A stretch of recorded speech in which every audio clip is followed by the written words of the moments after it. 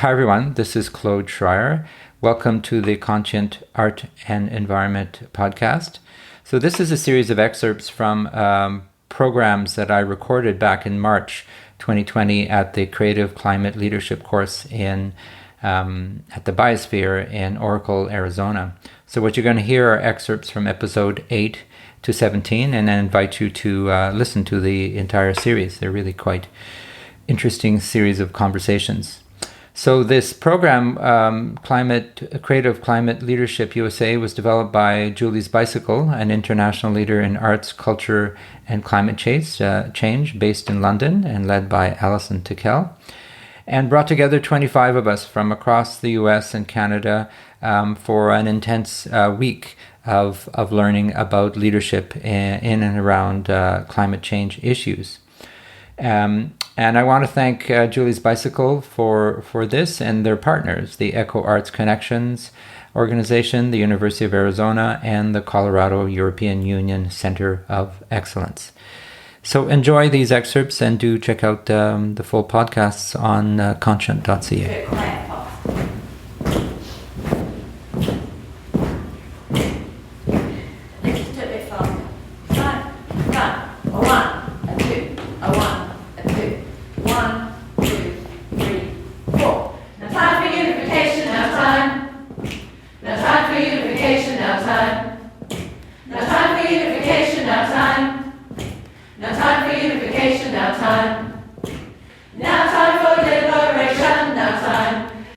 I think the arts and culture more widely has a huge role to play in shaping our belief systems and values that determine the way that we relate to the environment.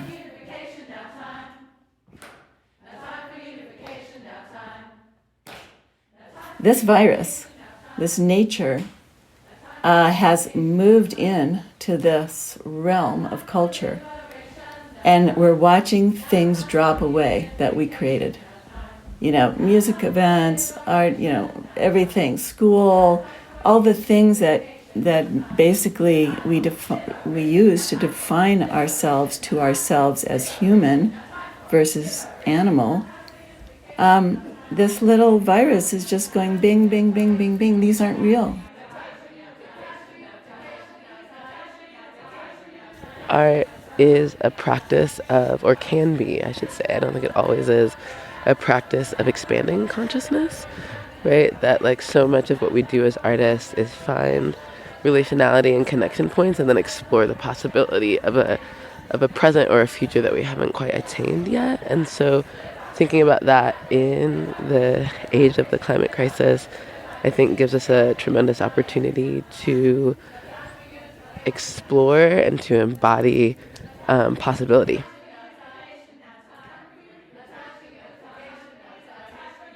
Ask yourself, what do you as an artist want to perpetuate in the world, and ask whether what you're doing is perpetuating that.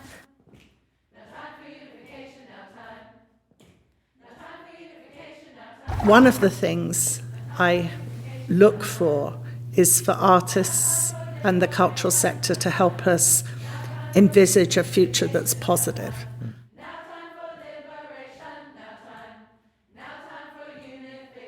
There's another metaphor, there's a textile metaphor, of culture where our actions just weave into the weft that's already there and change the pattern and shift things, alter things, but not in a profound impact way. To go beyond awareness and into action, you really have to have the sustainabilists involved. And I sort of came up with this little sort of, I don't know, it's an equation, but it's like the scientists can tell us the what, the observable evidence of what's happening or what they believe to be coming, what they know to be coming. The artist can provide the so what, why is it important, what does it mean, why should we care? And the sustainabilists can provide the now what do we do, and how do we move forward?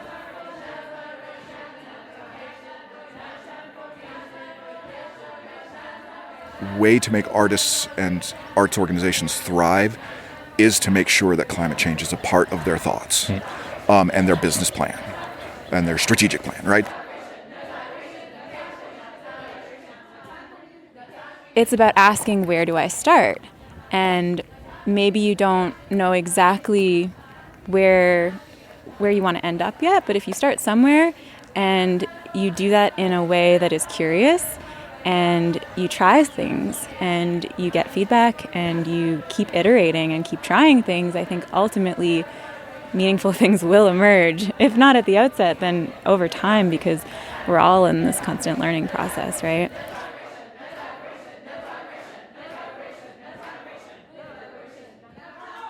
What does it mean to be essentially creative facilitators in the age of climate change in the midst of a disaster?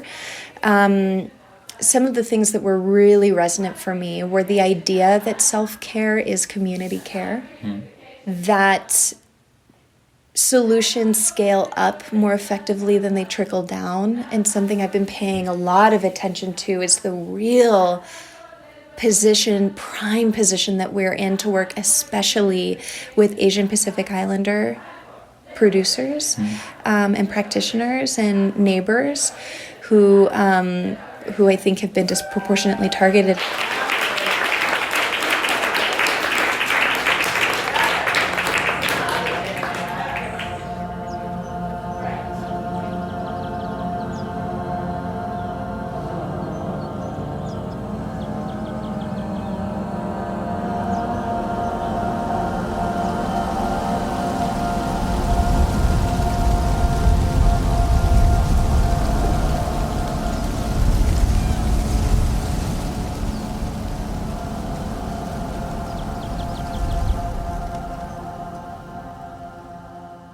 You've been listening to a series of excerpts of the Conscient Art and Environment podcast, episodes 8 to 17, from the Creative Climate Leadership USA course that I took in March of 2020.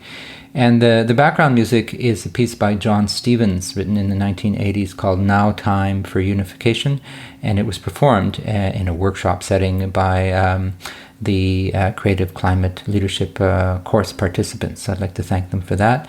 And you also hear a bit of a choral piece that we did under the leadership of Alison Tickell, and some of the birdsong that I recorded in Arizona. So thanks for listening, and do check out the entire episodes on conscient.ca.